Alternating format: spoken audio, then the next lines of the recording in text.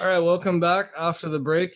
We were talking about grades and school and how we are evaluating students and how that affects us as a society and students and the outcomes that we're looking for. We left off talking about failure, like failing students, and it not being a negative thing towards education as a whole. So failure itself is not ultimate failure. It's just failing at this one thing so that you can try harder, do it again, or change directions. So maybe you can tell us a bit about how that affects the feelings of the students and how we're grading students to try and coddle them. Or that's me projecting my personal views, obviously, but No, it's somewhat accurate. We do have, like, as a professor would naturally have sympathy and empathy towards their students. They come to them for guidance, and they want to do right by their students as right as they can. And they want to see them succeed, and that's admirable. But because they also understand that it does feel bad to get a failing grade. You got a 45 out of 100%, and that's fail. You didn't do enough to be considered had to have a adequate aptitude at this particular task or on this particular topic, or whatever. So it feels bad. You feel bad, but it's that feeling that drives you forward. I don't want to ever feel that again. I know that I started from a position of a position of desperation when I was starting school. I looked into my future and I didn't like what I saw, and so I have to go back to school. I need something else because I don't like where this is going. There were a lot of positive things going in my life. I could pay the bills. I could have an apartment. I had basic skills, but I didn't really have anything that I could use to grow from there. And there was no upward mobility. There was no goal other than, end of the week kind of stuff. And I got hit by the recession in 2008. I lost my job, and for a month there, I was very I was unemployed for a month before they called me back and said, "Okay, you want your job?" And I was like, "Yes, please, thank you." And it wasn't a good job. All the guys there were great, but and it left me with a lot of nasal damage, which I had to deal for a number of years. But I saw that could happen in a worse way.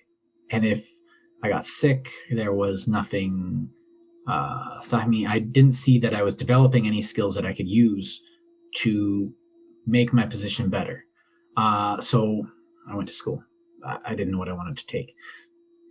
I failed over and over and over and over and over and over again with these jobs that were dead ends that I was just go do something to get paid. I wasn't going through life very effectively. I was failing. I was getting failing grades over and over and over again in life. So that pushed me to do this. And I came from a position of failure into the university, and I built myself up from that. So when I got to university, I found there was times where it was extremely hard, but it was times where it was almost too easy. Sometimes professors would go very easy on us, but now that I'm in that position, that failure was it was almost an act of compassion when a professor would be like, "No, you did this bad here. No, you did that bad there. You need to get good. What is this that you handed in? This is garbage." And that is what I needed at every moment of that. I got into university. I thought I was hot shit. I quickly learned that I was not hot shit, and I had to become hot shit, and I needed to work hard at it. And like anything else in life, Um, University is garbage in, garbage out. You need to put into it what you want to get. And the more effort you put in, the better your result. And yes, that means, staying up late, but that also means managing your life, getting the proper amount of sleep, getting the proper amount of food, not getting worked up over exams, figuring out ways, Exercise, social life, exercise, like all yeah, the important things. maintaining a balance, and learning how your psychology works. You go into exam, you're like, oh no, it's terrible, it's terrible, it's terrible. It's like, okay, how do I go from that to do this? I got this exam. Here's the gonna have an exam. And you get hype for the exam. I'm gonna do this, and you can't it can't come fast enough. So it sounds like failure a lot motivated you because it turned your desperation into a positive energy, right? Like it gave you strength to keep pushing on. What about for the students that might collapse under like that nearsightedness of failing one thing, not realizing that it helps you in the long term? Like, how do you help those students with failure? Well, if you collapse on that thing, then you are failing at your own metagame.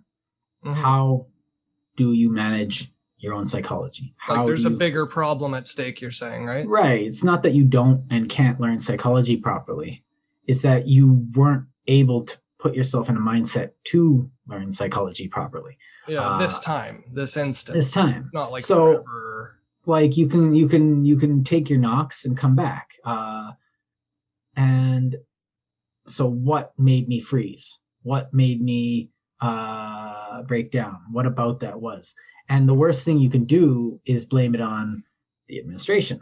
You have the grading curve. The grading curve. It's like, oh well, I got a 60, so that means I know it. It's like, well, when you get into the next year, you're gonna see how well you know it when they throw you in a deeper hole.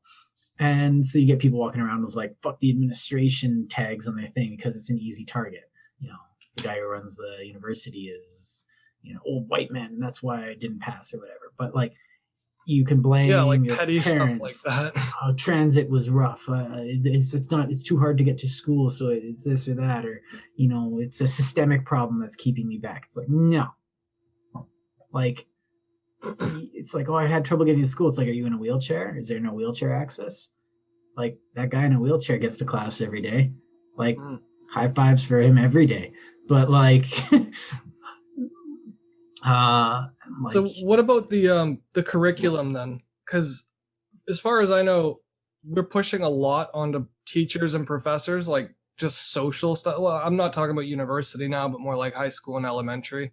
We're sort of we're getting teachers to socialize our kids, and we're putting things on them like sex ed, religious studies, and language, and how to play and share together with like structured games. But like the curriculums, they just keep piling things onto the curriculum. 60% of that, and that's not just off the top of my head, that's like roughly what it is. 60% of the curriculum actually gets taught in a school year. Yeah, I remember. They need 50% of that to pass, and then the grading curve lets you pass at a 40%, and 35% is enough for them to nudge you forward. Yeah. I remember not getting to physics. To me, like a really big problem if our marks are reflecting 35% of the curriculum and passing students. Yeah, that's. But what's the alternative? Like, what risks do we run if we start failing kids like we used to? Like when I was in school, I failed math. I think part of the problem is that we're also not failing teachers. That's teachers. An point. I'm not talking about university teachers. University teachers have right now a really rough go. Teachers are graded based on the students' grades too, right? Right, but I mean, teachers are, you get to teach one class for this semester, and maybe we'll bring you back, maybe. And oh no, and then you end up being like a poorly paid intern professor for your entire career, thanks to administration.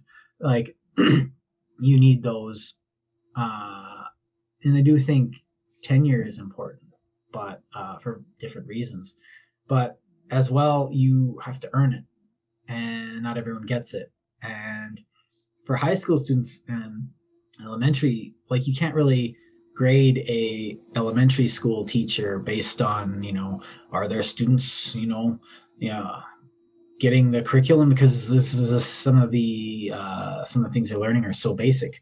If a teacher can't teach, if half the students can't read after grade 1 or 2, I don't know if that teacher's doing their job. But we do need to be a bit harsh on our teachers too. Are our teachers doing it? Now, having taught, sometimes kids just don't want to learn, and this online thing is not easy at all. And under normal circumstances, what I'm saying would be like, yeah, like make them show results and be harsher on them, and have more competition between educators. But online, we don't really know what form that's taking, because I had to adapt, and I was just tutoring one-on-one with students, and I had to switch my tack 360 and then turn around again and just figure out. Yeah, it sort of throws everyone for a loop. Yeah, and the kids that don't want to learn, the obstinate ones who don't want to be there for whatever reason, are going to be even harder to reach. You go and you mute it, or like you turn off the video, and they can't see anything, so it's just like they're gone. There's nothing you can do. You can be like, "Oh, tut tut," or you talk to their parents, and parents are like, "I don't know what I'm going to do." But that's a whole other thing. So we do need to go hard on our teachers, because you can't just expect the students to put up. At the same time, the students are the ones learning. And if you are at a higher level, you should have a basic, and if we expect you to perform high level abstract tasks that the university requires of you, then we do need you to show a ability to work in a liberal environment where you are the master of your own education to some extent. And that requires a lot of courage, intellectually and personally, because you're putting yourself out there, and you need to get used to putting yourself out there. And this is where that compassion comes in, that compassion of failure. You have that confidence, which is, I think, a word that we haven't been using very often, that comes with the success after failure. Mm-hmm. Because you failed, you were down in the dirt, and you picked yourself up and you finished, and that feels so good. That will push you to like greater heights every time. It feels way better than it hurts, and you look back on it at that pain, and you're like, I love the way that sucked. In fact, I wish it would suck more.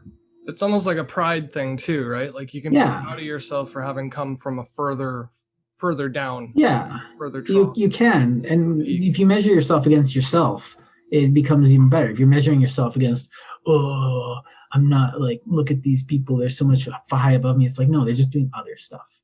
And yes, some people are more capable than you. Deal with it. But at the same time, it's just this one thing. Like it's school.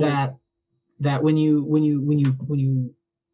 you tell your student that, you have failed, get good, and then they come back and they get good, that high five or that, that handshake of respect or that little nod is more than the diploma would be. And you use that and push yourself further, because you understand the lesson and you get that confidence, and then you understand how to gain that confidence. And with that confidence, you are able to use your competence.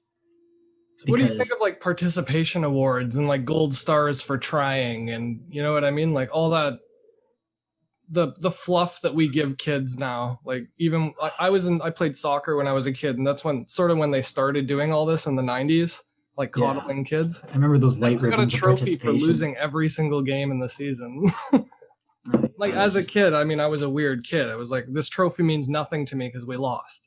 And I was like ready to throw it out. And, my family is like, oh, well, it's memorabilia for when you're, but it meant nothing to me to get a trophy for losing. No, because there wasn't any action. There wasn't any, you weren't working towards a goal that you achieved. You were just, you did something and then you got a token. They are completely useless. Yeah, it's a hollow, empty token. That's all it and is.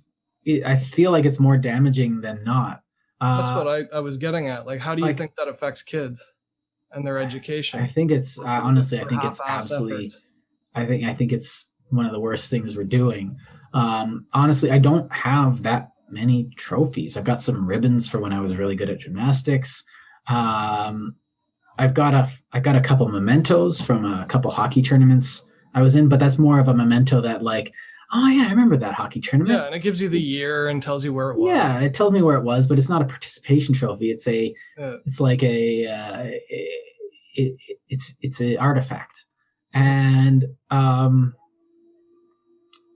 it meant more when a professor gives you a book as a here you go. I know you tried hard. Here's a gesture of my respect. That's more than any participation trophy, because it's like you earned something abstract that can't be quantified in a ribbon or a trophy.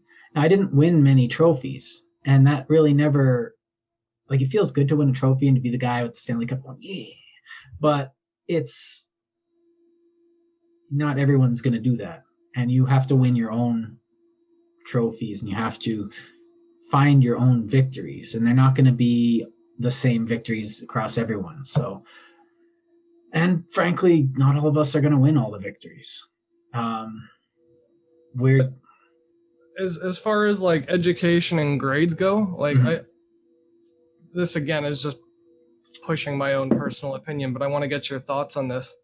If we're doing the same type of things with grades, like somebody gets 0 and you give them 30% for trying, and that gives them a 50% to pass at the end of the year. Yeah. Like that to me sounds so destructive in the long term. Right. Because even after you graduate and get your degree and you're telling your employer, hey, look how competent I am, if they get a job like managing the sewer systems and then contaminate all of our water supplies because they're idiots, but they passed anyway. You know what I mean? I kind of have that like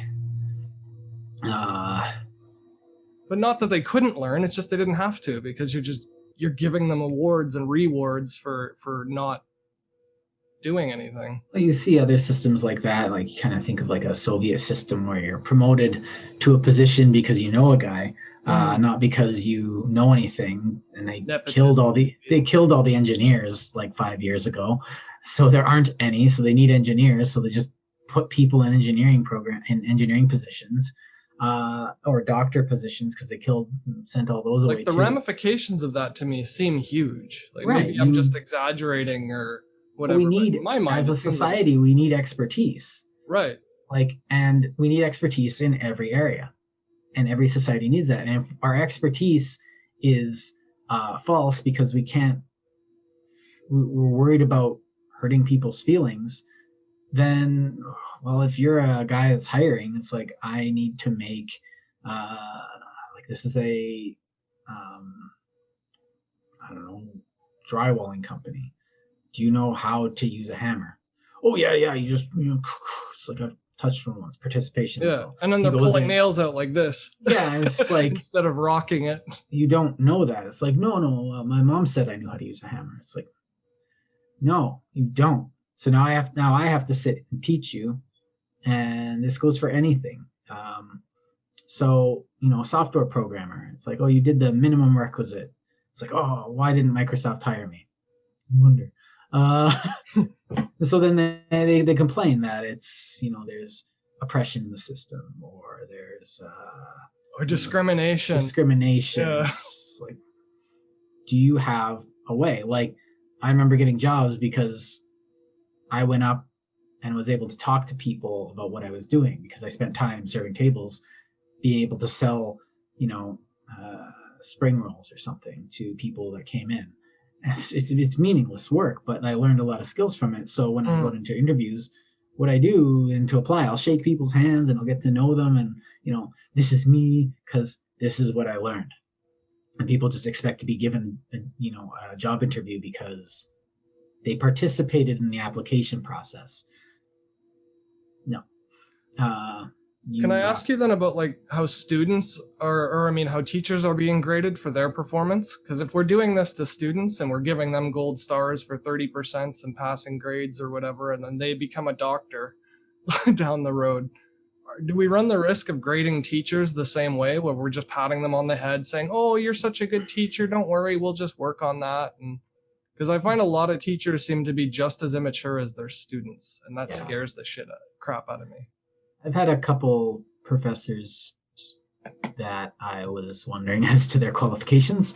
Well, even high school, I mean, like all Oh, yeah. because their grades and are sort of agnostic to the level that you're being graded, right? Yeah, I've met like a number of high school teachers too, who have that like cynical attitude where it's just like, oh, I just go in, read from the book, and leave. You know, like I don't know. It's like or they write on the board and they tell you to just copy those notes, and that's like a lecture. Like, I've had teachers just write on the board and say, copy what I write on the board, not even teach. Yeah. Why don't you understand the linear equations? It's like, dude, I'm trying. Yeah. Although, you know, I had one teacher who I went in, was trying to go in for, it's like grade 9 or 10. Went in for extra help at lunch with math because I just, you know, I was going to sit down, I'm going to get this. And he went out and got high. And I was like, okay. Nice. Yeah. And well, he eventually did lose his job. But I feel like that's also hard to tell, because this is the problem with all this is, how do you measure capability? And if you have to, like, how do you measure? If you have to grade, if you have to curve a class more like often, like there's something wrong with that class. If now the universities do have that like thing that they pass out at the end of every class, and if the teacher's good, generally everyone will just put high marks. But if the teacher's bad, students will write essays, and they'll leave horrible remarks, which are public, and they'll be very open if they feel like they've had a bad professor. Now, the problem is that now this has become politicized, but like I had professors who were, they would have some weird methods, or I was able to just cheat the seminar by saying what I thought I would get the professor to go, that's a very good point. And I'd be like, that was easy. All I have to do is say this couple words, or just say, you know, this or that. And then the professor would go like, oh, that's a very good point. And I got sick of that and eventually just started, you know. So what should we do about that? Like, how do you fix the way we evaluate teachers and their ability to convey knowledge? And don't think there's any like one thing that we can institute a reform program of this. I think we just need to be harsher on everybody. Like, just straight up, no more participation awards. That's one. But like, yeah, that's an easy one. Just be more critical of students, of teachers, and make them work for what they do. Do you think people should be fired or expelled for underperforming? Like, they're not getting good grades. Let's say they've got family problems at home. Like, yeah, well then work it out and like get better grades later on, or. Yeah, but I was working full time when I was in school, and You're an exceptional dude, though. I don't know. I like to think of myself as pretty average. Yeah, you're not really a lay person. I have pretensions towards laity, but I feel like, yes, if you have an excuse. I remember being told excuse is just an excuse. That's nice. Pull the log, or you know, get to the position in a certain amount of time.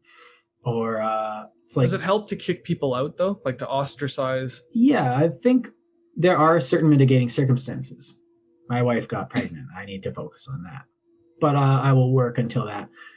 And I think you should be given options, and the options should be, you can give up. I won't respect you if you do. Or you can try and work it. You can take the harder path. And I think we should reward people taking the harder path, and maybe let people, and then if people fail at the harder path, then yes, they should be said, you should focus on, you know, that kid that you're having, because your marks are going a little further down than we thought they would. But at the same time, give them a chance to come back.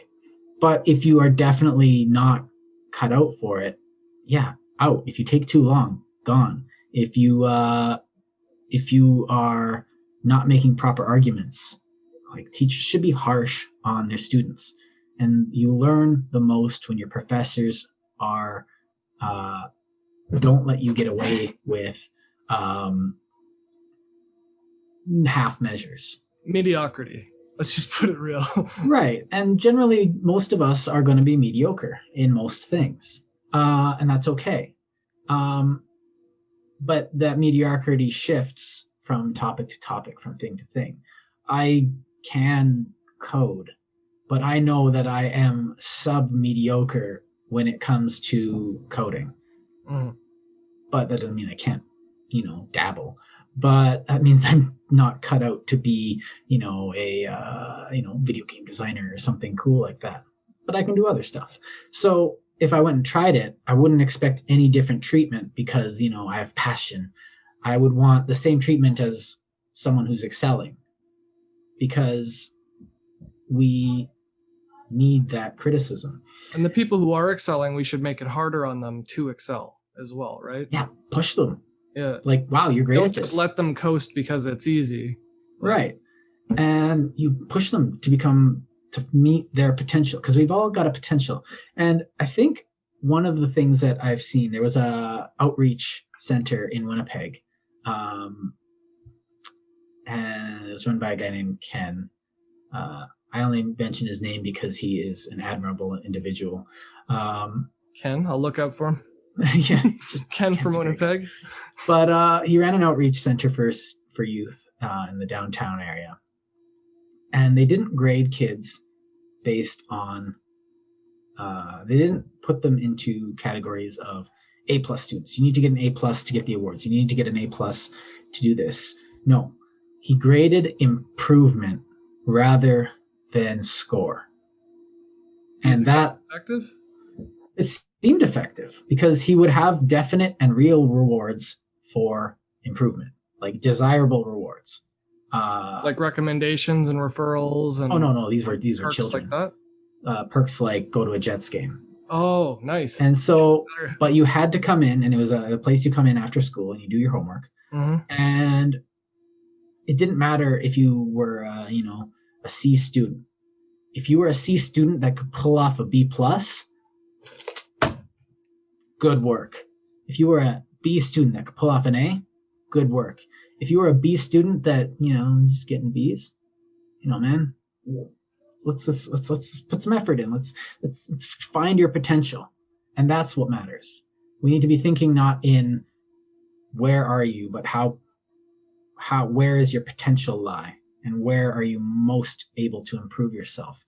I like that a lot. Yeah, and I think that's where we sell ourselves short more than in comparison to others, because we see, I'm a C+ student, I shouldn't be here. It's like, if you push yourself, how far do you think you can go? Are you pushing yourself hard enough? Could you find a harder path that would allow you to improve more? Can I sort of dig into that for a second? Yeah. Okay. When you say push yourself, I know what you mean, but it's probably not obvious to everybody else. So that's the only reason why I want to just get behind yourself and there. Push it.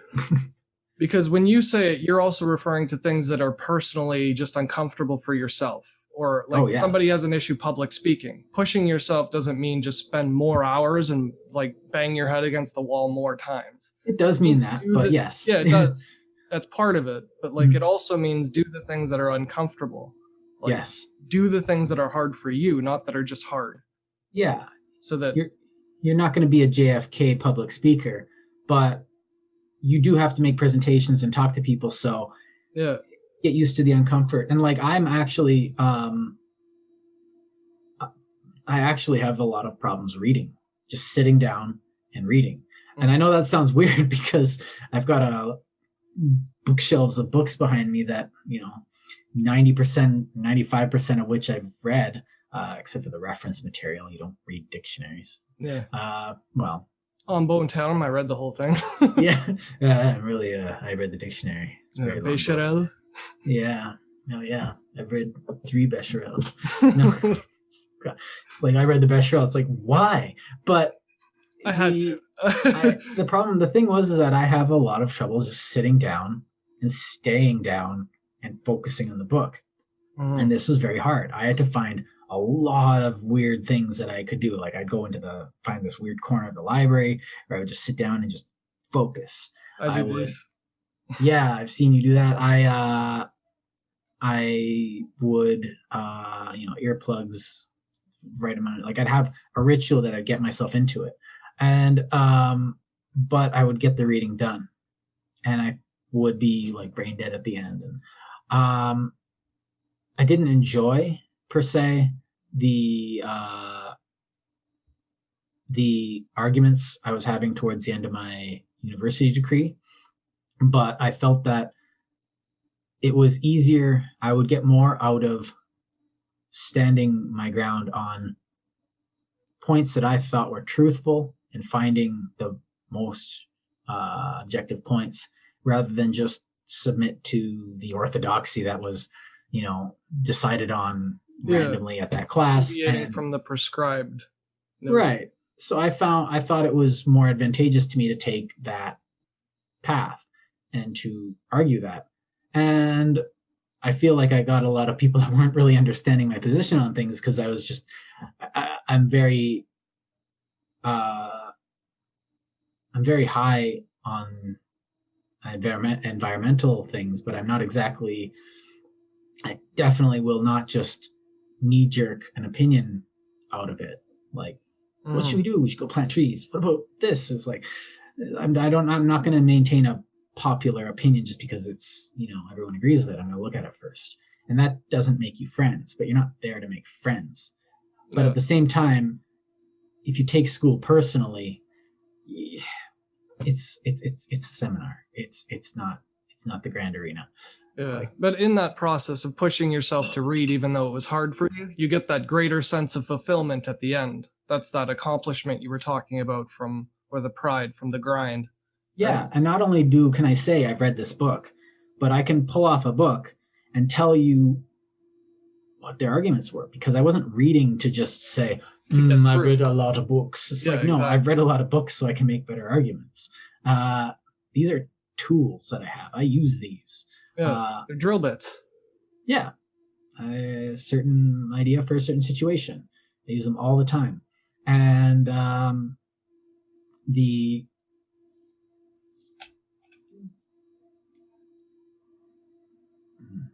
was I going with that? I just kind of stopped. That's all right. I think one of the things though was that the other thing is that I had become very critical of my fellow students. And I saw them, like if people are yelling at me, I don't know, I would... No, sorry, I don't know where I was going with that. That's all right. Well, let me ask you something about that then. A lot of students that are in university, a big issue they have with expressing an opinion that they're not fully, like while you're still learning something, you can discuss it in class and have opinions, right? They don't have to be right, but there's a really overarching sense of like a fear of reprisal that students have that I noticed when I was in university anyway, where they don't want to speak up unless they're absolutely positive everyone's going to agree with them already. And that's like there's no point in even speaking if you're just going to say things that people agree with. Yeah. Like to me, the whole point of open discussion is to say things that maybe you're unsure of or maybe that you're positive of. But the point of it isn't to find more people to agree with you. The point of it is to express yourself, one, and two, to receive expression from others. Right. Well, it must be true because democracy. It's like, okay. But the thing is that, and I tell the students I teach, is that you can say anything you want in a class. Anything. You can make any claim, but you got to back it up. You have to put thought into it. Well, yeah. It's like, well, there might still be dinosaurs around. Oh, really? Because like you can definitely make that argument. Yeah. And well, they could be in the subterranean lakes in the Antarctic that we haven't explored yet. There could be dinosaurs swimming around down there. And the best evidence is, well, did you eat chicken last night? Poisson? Yeah, like these, or like sharks, or technically like alligators, like you can, depends on how you want to make your argument. Yeah, And if you Komodos. argue it well and you have good evidence, problem is that you can just say, well, those aren't dinosaurs anymore. It's like, dang, blew it out of Yeah. the water. Well, You let's define solid, our terms then. right, but solid try, instead of being like, oh, I feel this is right. And I feel like being able to create an argument is part of the reason a lot of these places go. Now, this changes for fields. If you're in medicine, certain things work and certain things kill people. And guess which ones we're gonna learn how to differentiate and use the ones that work. And But there's also research that's subjective to the methods and all that. Like there is still a lot of subjectivity in medicine. right, because you I have like think, patient-centered care and stuff like that. But even in engineering, a gear is going to turn a certain way, energy is going to act in a certain way. Steel will not, like, it'll act in a certain objective way based on natural laws. You can't. And then in engineering, the marks just end up being, does it work? And was it good? Was it a good idea? Matters. Like, did it work? And was your idea good?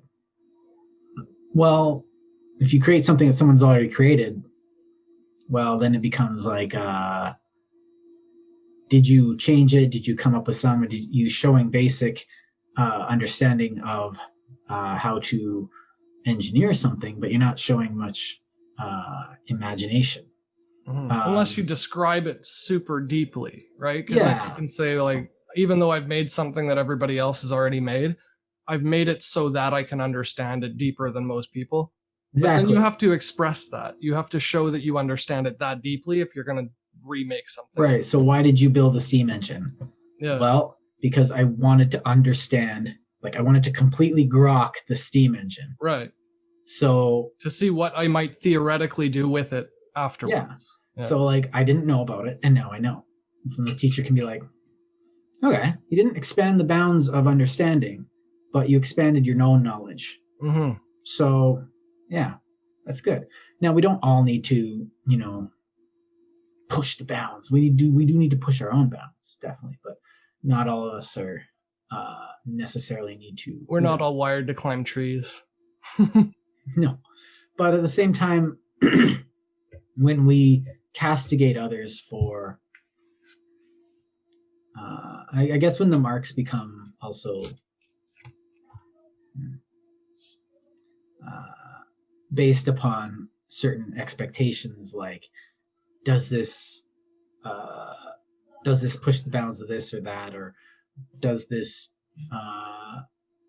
do what the teacher wants? Does this reformat an understanding that helps marginalized communities or something? And it's just like, oh, no, that's not what I'm here to do. I'm here to do this or that. And if you know what you're doing, I think I'm off on a tangent. So it's all right. Well, we are talking about like grading and everything. So, yeah. So maybe we should come back to that a bit. So it doesn't, when you get your grades and then you open up your paper and you get your grade, and it's like, okay, 75, and you're like, not bad, not great. And it's like, oh, you wanted like that 95 or something, but like, you move on to the next one. Do you actually care? Like, as a person, you need to ask yourself, do you actually care 2 days later after you get the grade? Now, if the answer is yes, why? Because you have to move on and do more work and get on to the other stuff. You're not going to be able to change that grade. You're barking up a tree that's not worth barking up. So for you, in a very practical sense, the grade no longer matters after you've taken the test. Even before you've gotten that mark back, the grade no longer matters. Because you have new tasks. You need to move on to the next thing. You need to manage your time. You can't waste your time spending worrying and reviewing and all that, because you can review after. You're still going to have that test. You're still going to have that criticism. You can review when you have time to review. It's like, oh, so you go to review sessions, you find out what you did wrong and right, but no, you still have your notes, you still have your material, move on, keep going. Don't lose your momentum. And to me, that is kind of what I learned when I was needing to do that, because you need to, you can't worry about those times you slipped and fell. You need to know what you did even before you get your mark back. You need to know your own criticisms before you get your mark back. If you need to, if you really screwed up, you can go and ask the professor and get it straight from the horse's mouth, which will be more effective than, reading their chicken scratches that they made in 5 seconds to get onto the next paper. That's what they're there for. But then once you get your degree, what are you doing with that? So you are moving from a place where you are being expected to check and grade everything based on this and that. There's a spectrum of passing. You have the barely passing to exceptional work kind of stuff. When you get into the real world, No, it's true. I wrote that before too, actually, and I scribbled it out. When you get to the real world, that expectation is gone. If you give a bad presentation and can't get your ideas across, you don't get a bad mark. You get you lose money. You lose money. You get passed up for promotion. You're wasting your time. You need to put your work in. And the best place to figure that out is university, where you can take the criticism, and falling in the mud only affects your GPA. It doesn't affect your job. It doesn't affect your prospects as much. Like, oh, well, you didn't have a GPA, so we're going with someone with a higher GPA. Cool, whatever. But at the same time, there is that element of practice, and you're not going to get graded based on like, oh, you got a B+ on this. You're going to get graded on, the investor didn't like this. Like, we're not moving forward with your proposal. That's a fail. You get utterly failed, and the market doesn't care about whether or not you did it, because they need to move on. The structure of whatever institution you're in doesn't care, because they need to be effective. You are brought in to be an effective piece of a team. So is university jobs training? Like, is high school and elementary and is it the Prussian model just reinvented for modern era, or is it for knowledge itself? Is it existential? I think it's both. And I don't think there's anything wrong with that. Segregate them then? Should we have like the arts and philosophy, and then just have classes between each other? No, because you need a college for job and not be university for education. No, because you need both perspectives. You need in the same classroom. You need the guy who's there because he's got an idea. I'm going to become a lawyer. I'm going to work like this. I'm working this type of law. And you need the guy who's just interested in that subject coming in to audit the course because they're just really interested, because they both bring a diversity of perspective into that classroom. And that adds value to that. Now, the other thing is that you can combine those two. You can have a interest as well as a outcome focused approach to things at the same time. And yes, you will need to sacrifice based on what you want, but at the same time you are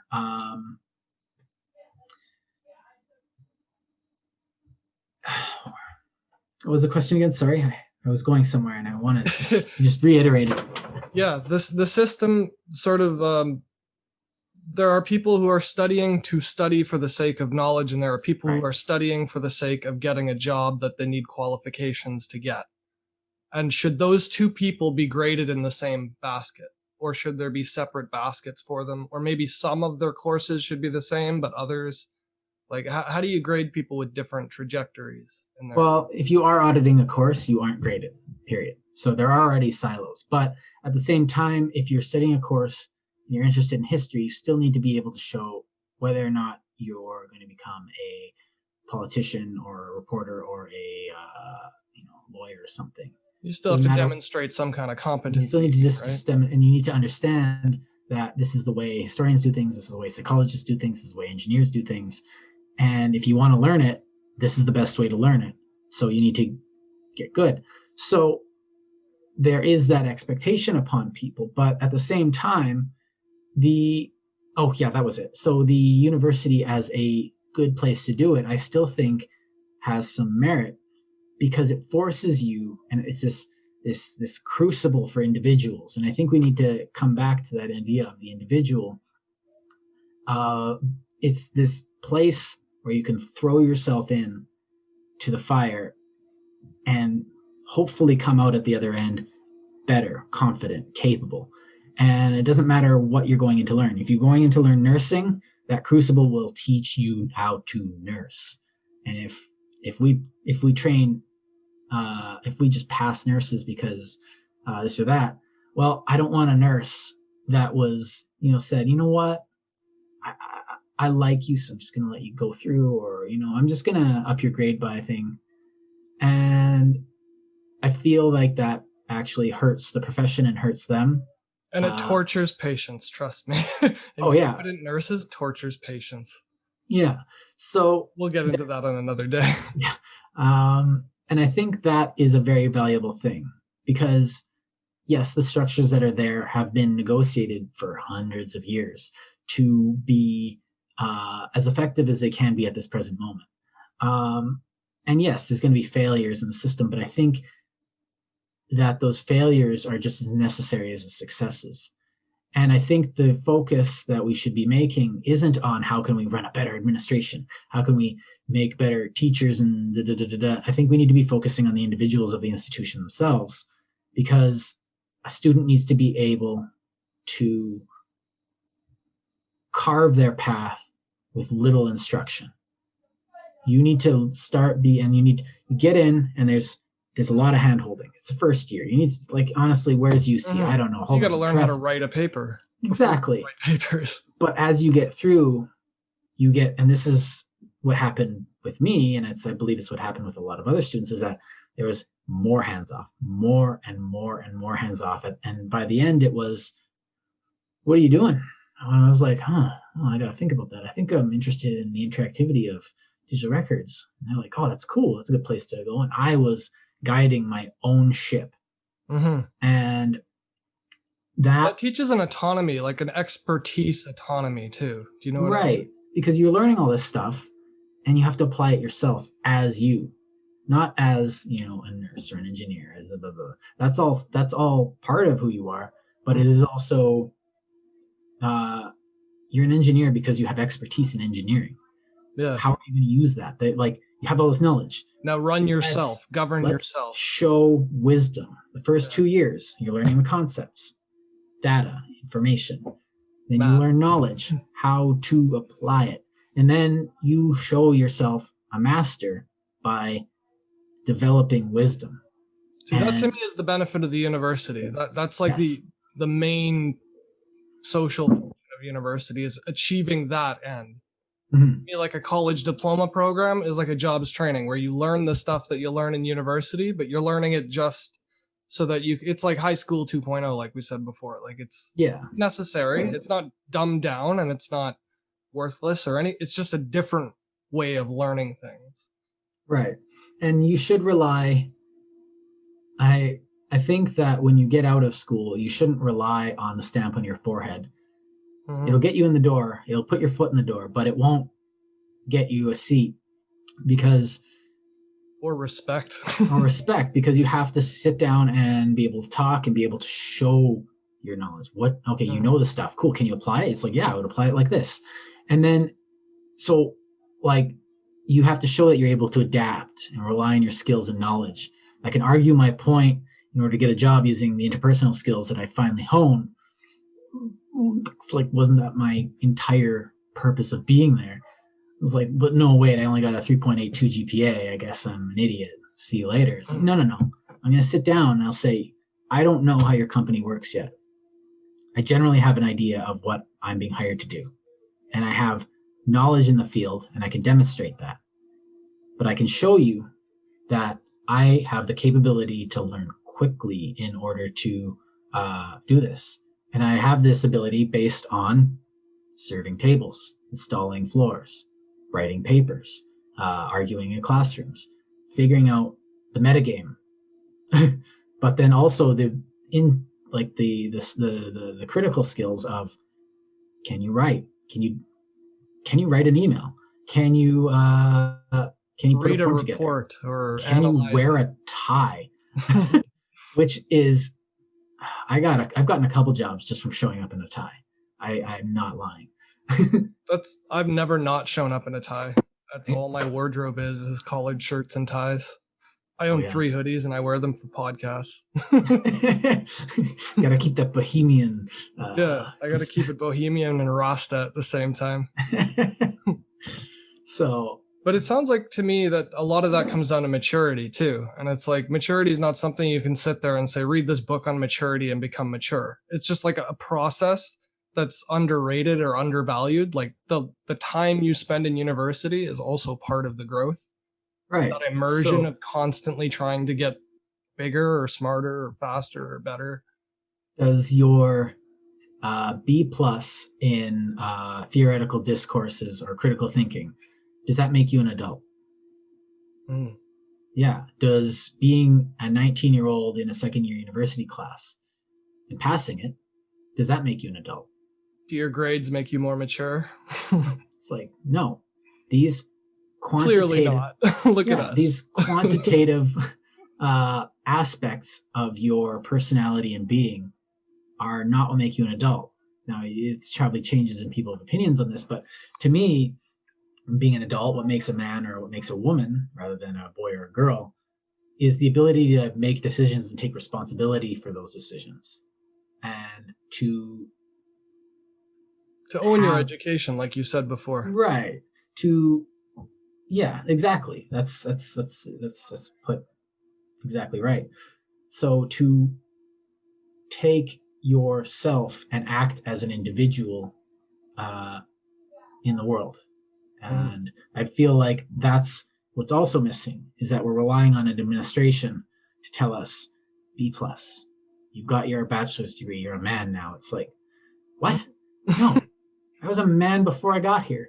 Yeah. Now, like, now go manage people who are also adults. Yeah. So when we rely on, and I guess this is going to sound very right-leaning, but when we rely on a system or an institution to be our parents and tell us, it's okay, it's fine, here's an award, you're doing great, pat on the head, like, to me, that's an act of disrespect to me as an individual, someone who's cultivated maturity. In the proper situations, there's time and place to be mature, which is most, but there's also time and place to let loose. But it's also a sign of maturity to be able to tell time and place, and to rely on an administration to parent you, to rely on a government to parent you, or the company, or the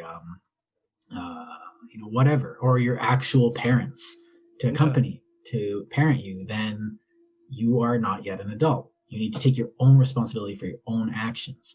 And that, a lot of people are probably going to say, oh, that sounds a lot like person A or person B. But you know what? That's just the nature of how things go. And this is what I've learned by, installing floors.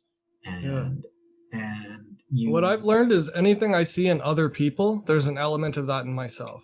Guaranteed. Dang. No matter what you find that you dislike in other people's behavior, activity, priorities, the way they want to self-promote or wave their degrees around like flags to feel better about themselves, that's an insecurity that I also have the potential to display. Like, that's why I'm trying to cultivate a modesty in myself. It's like, oh, you're a master, you got your master's degree. It's like, yeah, I did. But we learn about ourselves and human nature because we're all humans. We learn about ourselves and the follies of others too, I think. So it's not just a matter of like us sitting up here on camera pointing fingers and looking down on people who, do things differently from us. What we're actually, I know your mind, so I'm just saying it out loud. What we're actually doing is pointing out things that everybody does to some degree, to varying degrees. It's human nature. Yeah, like within the variation of between individuals, there's a lot of things that work for me that wouldn't work for other people. So we're pointing out general things that we have encountered that seem to work for humans. And And we're trying to like nurture a system that benefits most humans as opposed to fewer humans. Right, because I do believe in, and that's your left-leaning humanist liberalism, because, a culture of individuals is a better culture than a culture of, it's like, just tell me what I need to do. Tell me what I need to do to get the mark. We're not like, built to be little ants. There's no syllabus for life. So don't rely on the syllabus as a border. It's a starting point. So don't rely on university. Dotted line, not a firm line.